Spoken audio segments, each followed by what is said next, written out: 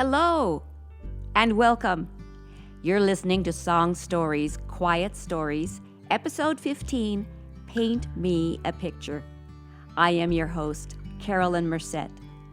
A few minutes from now, you will hear from my guest, Lauretta Swansborough. She and I met almost 20 years ago when we were cast in A Man Who Came to Dinner.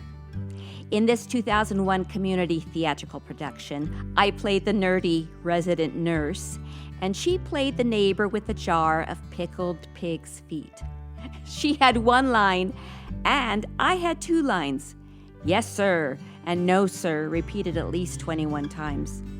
I got to wear comfortable nurse shoes and stuff a Whitman's chocolate bonbon in my mouth before my character's final exit. She got to wear a fur coat. As Lauretta and I spent more time off stage than on, we became good friends and learned about the musical interests we had in common, songwriting and singing. We continued acting, and her husband and their young son joined her on occasion. She started directing plays. I stopped doing that a decade earlier. She convinced me to join the band that she and her husband, Pat, and another friend were forming because they needed a mandolin player. She played the bass guitar, Pat played the rhythm guitar, and their friend, Wayne, played lead guitar. In addition to mandolin, I also played percussion with a cajon because I don't own or play a drum kit. We called ourselves Evening Sunrise because none of us are spring chickens. When the band disbanded after a couple of years, Lauretta talked me into joining John Huston's gospel choir. She was a founding member, and I joined the choir after the first concert. I stayed for 6 years and left last year to pursue and prepare for the premiere of my original one-woman musical, Tales of Tila. Take a wild guess as to who I had direct me. She did a fantastic job of it, and hope she'll be able to resume that role when I revive my play at the venue, Brigham's Playhouse, this September 2019. I use the word hope for various reasons. Lauretta stage managed a local production of The King and I earlier this year and is currently directing the Pajama Game, all while continuing with the gospel choir, doing stand-up comedy, dabbling in oil painting, and managing a serious health concern that almost took her life a year ago. She isn't one to sit at home and twiddle her thumbs while waiting to get on that list for that major operation. When the health issue she'd been dealing with was identified, she wrote a beautiful and poignant letter for her family and read it to me. It's because of this touching prose in which she paints a picture of her love for them that I felt compelled to feature my friend, Lauretta Swansborough.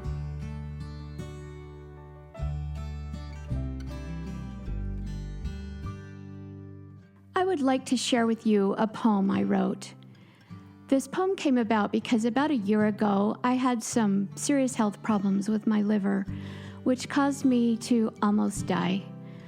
I thought I would like to write a poem for my children to share with them a lot of feelings that I had after this experience. And so I called this poem Live or Die. Okay, so I'm dying, but aren't we all? I've just been given a glimpse of my mortality, that's all. And isn't that one of the things we were sent here to do with our journey on earth? Die? Wasn't our birth to this life death from another one? Yearning to return to that other life where parents, brother, grandparents are, aunts and uncles, best friends and cousins. Home. Isn't that truly our home? Isn't this just a place to dwell for a short time while we learn? Learn to grow and trust and love and hurt and overcome, to accept and honor and heal and care for self and others. Finding happiness in the simplest of things and simpleness in the most grand and spectacular. to experience life at its fullest, and in the fullness of life, find your peace. I find peace in knowing that I love my children. They are the best parts of me that I can give the world. Loving and strong, weak and brave, tender and bold, thoughtful, caring, meek, compassionate, full of life. They are my life and my pride and joy, my reason for getting up and living another day, my hope and my plans for the future. My future goes on through the lives they choose to live. Live well, my babies. Find joy in the living of each new day. Find happiness in sunrise and set.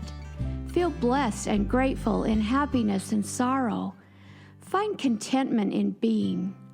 Honor being, just to be. Alone. Spend time alone with yourself. Learn to love yourself. Accept who you are and where you came from. Honor your past for shaping you into the person you are becoming. You are ever growing, learning, changing, becoming. The shape of my life is molded by you and our lives as they intertwined, grew together, and planted new roots. My life reflects on you, and your life reflects on me. I see a reflection that is beauty and strength, determination and love. Thank you. You have given me experiences that helped me to know strength, to have courage and accept that life is hard, but there is beauty in the journey. It's not about the end. It's about all we experience along the way. It's about you and me together. Together is the best way to travel the experiences of this life. Together with yourself or together with those you love makes the end even more glorious and powerful, because in that end and in the next beginning, that's where we'll find ourselves together.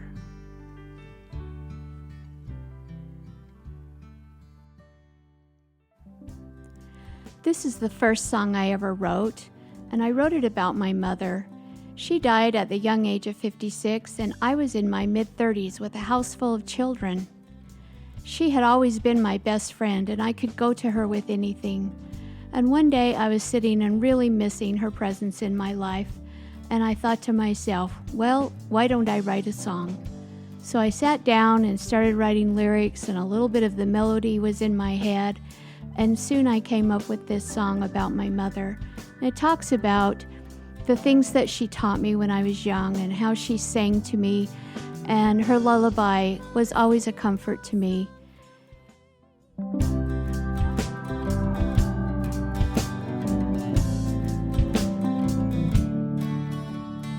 When I was a little girl, Mama held me on her knee, and as she sat and held me close, she sang a song to me. When I'd have hurts from falling down, hurts from words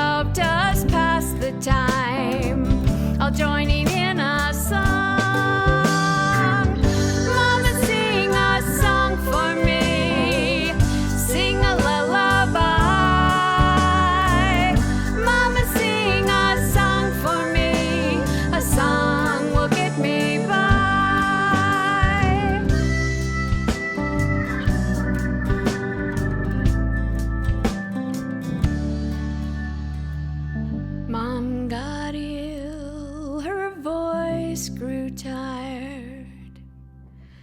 Her songs were heard no more. I sat beside her bed and sang the songs she'd sung before. Mama's singing with the angels now.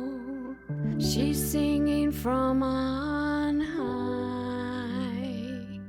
At night when I lay down to sleep, I can hear Mama's lullaby.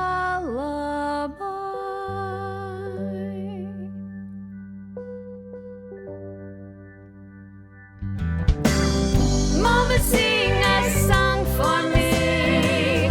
Sing a lullaby.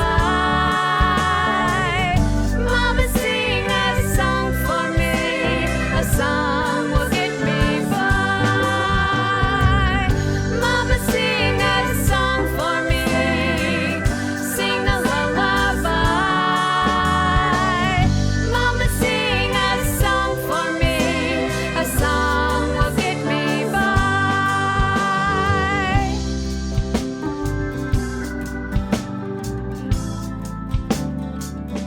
Mama, your songs, they always get me by.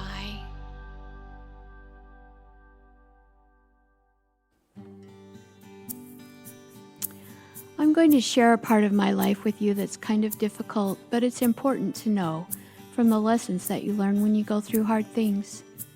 I spent 17 years married to a man who was abusive, and I didn't really realize the impact it was having on my life and my children's life until quite a ways into that marriage. And things happened that gave me what I felt like was a reason to get out. And I kept this kind of secret in my life for a long time. We moved away from that area, moved to a new area, and I just didn't share with anybody. And one day I was talking with a friend of mine, and I started talking about this experience and the things that I went through. And she told me, you need to do something with that because people could benefit from hearing your story. So I went home and started thinking about how I could best share this information with others. And of course, being a songwriter, I thought, why don't I write a song? And it's been very helpful and comforting to me to write this song and to sing it and share it with people. My daughter even uses it in therapy with her practice. But the song talks about how abuse ravages your self-esteem, your confidence, all the things about you, how it damages your children. But the song also talks about where we have our hope, and that's in our Savior Jesus Christ, and He's always there to lift us up out of any place that we ever find ourselves. And so that's the beautiful part of this message, and I hope that you can feel that too. Thanks for listening.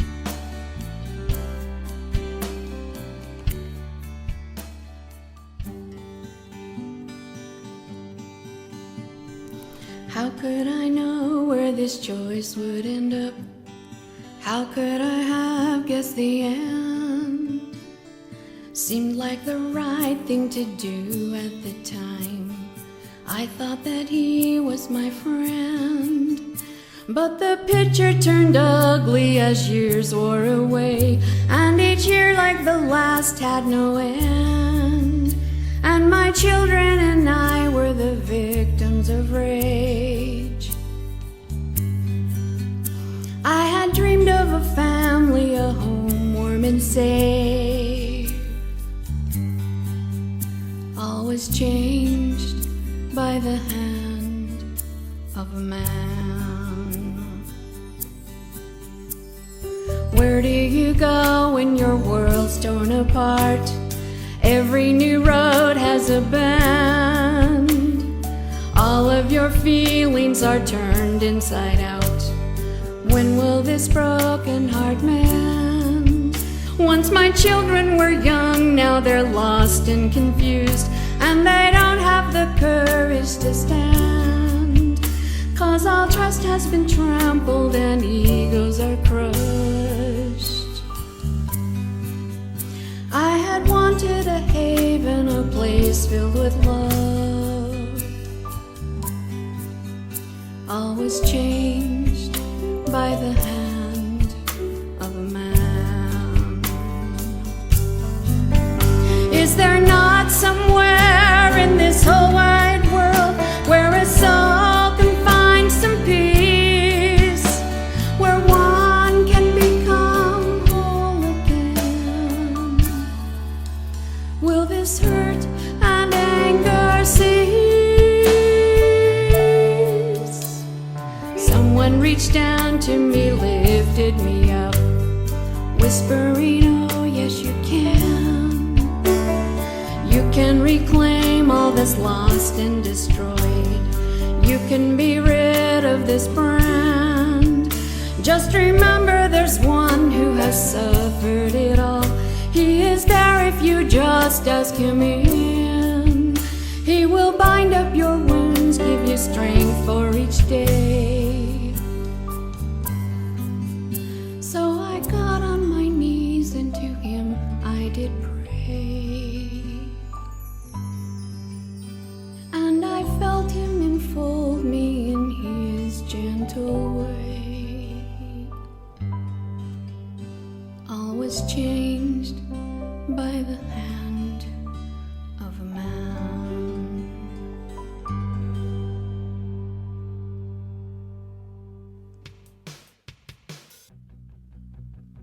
Do you remember that book, Men Are From Mars, Women Are From Venus by John Gray? Somehow it inspired me to write a song about the differences between men and women and husbands and wives and the complex relationship that we have with one another. Plus, I always wanted to be a rock star, so here's my Joan Jett version. I call it If Men Is From Mars and Woman Is From Venus. Enjoy. If man is from Mars and woman is from Venus, then it would only follow that a woman is a goddess, and that would leave a man, in my own opinion, to be a Martian.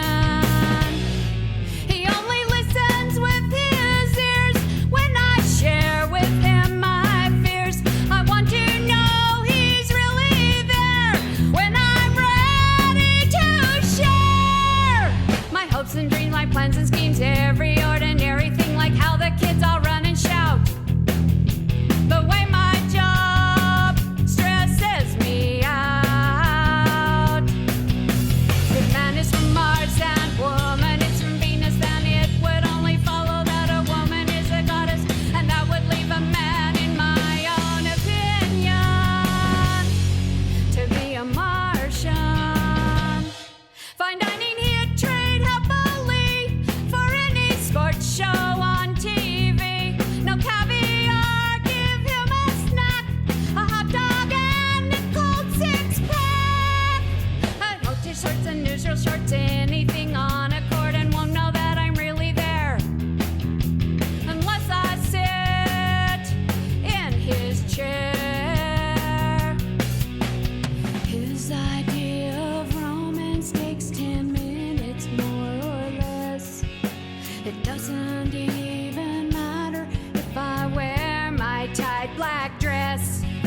I guess I'll never get him, and I know he won't get me. Everybody tells me that's the way it's supposed to be. If man is from Mars and woman is from Venus, then it would only follow that a woman is a goddess, and that would leave a man, in my own opinion, to be a Martian.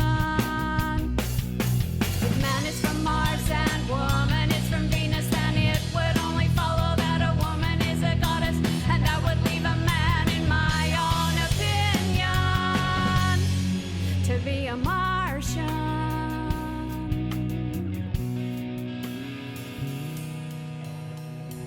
But he's my Martian.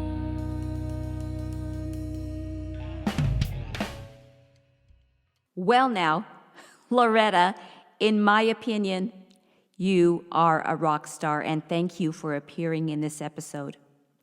This Song Stories, Quiet Stories podcast is all about the story and writing that story down for others to learn from, whether or not they're related to you.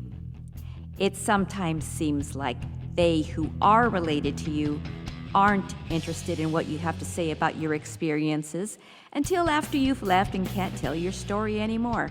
So I think it's wonderful that Lauretta wrote down what she wants her children and their families to know about her journey and what to look for on their own paths.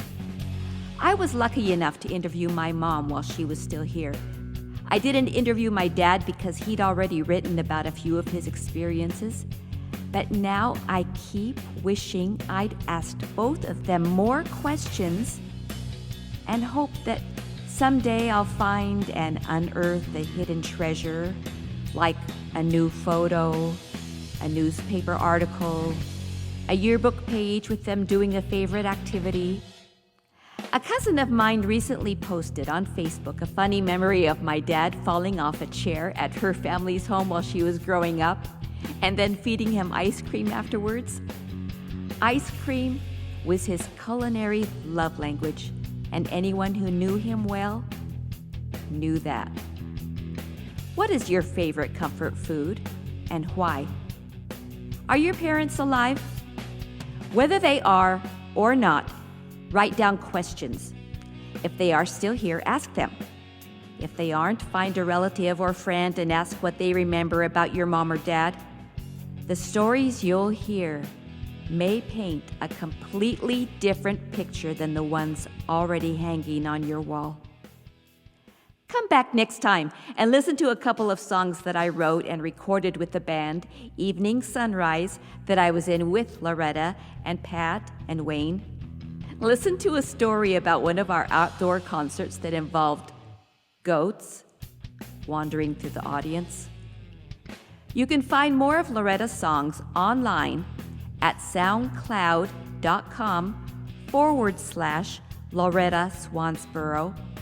You'll find the correct way to spell her name in the notes for this podcast, episode 15, Paint Me a Picture, at mycarolynmurset.com, where you can also subscribe, check out my digital music store, and my upcoming events.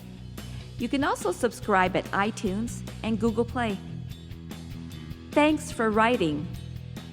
Thanks for listening. I am your host, Carolyn Murset.